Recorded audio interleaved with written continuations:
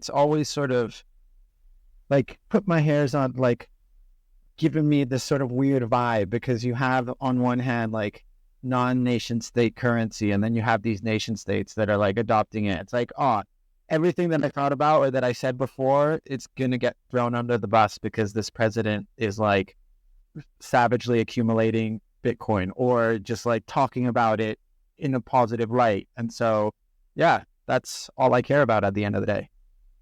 Yeah, well, I mean, a lot of Bitcoin proponents, I mean, like the Tether executives, the Bitfinex executives, people who used to work for Blockstream, people who are, really deeply involved with Bitcoin, they love Nayib Bukele, and that's fine. I'm not gonna tell these people how they should be utilizing their company's cash flow, but I do think it's troubling to see this happen, and it also is strange when I think you and I probably think about the pure concepts of Bitcoin or whatever when it started, and the idea of like a non-nation state P2P cash equivalent, digital cash equivalent, like that is a really fun concept.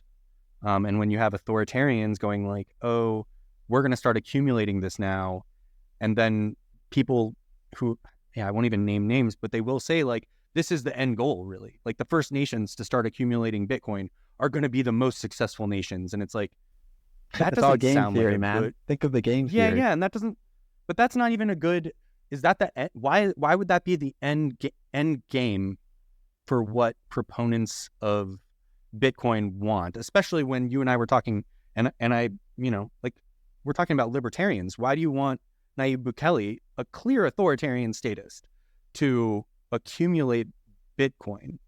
It's confusing to me,